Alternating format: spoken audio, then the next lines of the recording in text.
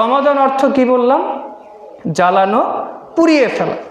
ইসলামী শরিয়াতের পরিভাষায় শেখ সালেহ আল উসাইমিন বলছেন, শেখ সালেহ আল মুনাজ্জিদ বলছেন, আসিয়াম হুয়া ইমসাকু আনিল মুফতারাতি মিনাল আকলি ওয়াশ শারবি ওয়াল জামাই মিনাত তুলুইল ফাজরি ইলা গুরুইশ শামস। তিনি বলছেন যে সিয়াম হচ্ছে ওই জিনিস যেটা একজন সায়েম ব্যক্তি সূর্য ওঠা থেকে সূর্য ডোবা পর্যন্ত নিজের যে শারীরিক চাহিদা রয়েছে এইটা থেকে দূরে থাকবে, তার খাওয়া পানা থেকে দূরে থাকবে, পাপ থেকে দূরে থাকাকে সিয়াম বলা হয়। দেখেন, সিয়ামের এখানে সংজ্ঞাতে বলল যে প্রথমত ফিজিক্যাল সম্পর্ক থেকে সে দূরে থাকবে, সেটা বৈধ হোক বা অবৈধ হোক।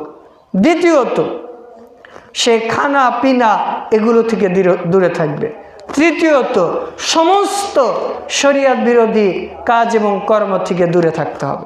দেখেন, সিয়াম এমন একটা জিনিস যে জিনিসটা এখন আমার আপনার জন্য হালাল ছিল।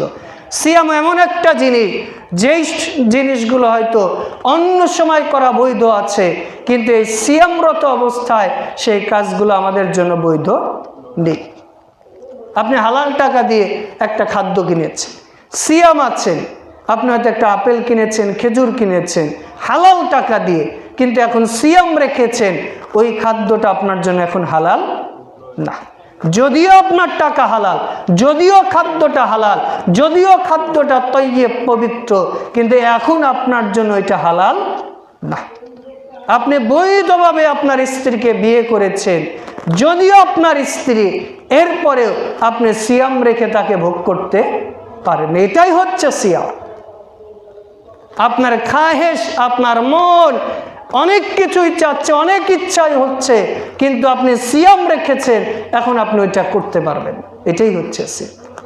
রাসূল ইসলাম বলছেন, তিরমিজির হাদিস, মাল্লাম ইয়াদা কওলা যুর ওয়া আমালা বিহি, যদি কোনো ব্যক্তি সিয়াম রেখে অশ্লীল অবৈধ ইসলাম বিরোধী কাজ এবং কর্ম না ছাড়তে পারে, ওর না খেয়ে থাকা, কোনো কিছু পান না করা আল্লাহর কাছে কোনো কাজেই আসবে।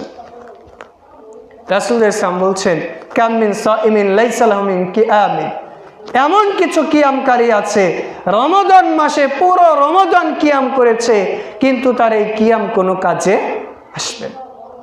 কাম মিন সাইমিন লাইসা লাহু মিন দামাই, এমন কিছু সিয়াম পালনকারী আছে যারা না খেয়ে থেকেছে, কোনো কিছু পান করে নাই, প্রচণ্ড কষ্টের মধ্যে সিয়াম রেখেছে, কিন্তু তাদের এই কষ্ট আল্লাহর কাছে কোনো উপকার দিবে না, কারণ সিয়ামের যে মৌলিক দাবি ছিল সে সেগুলো পালন করেনি।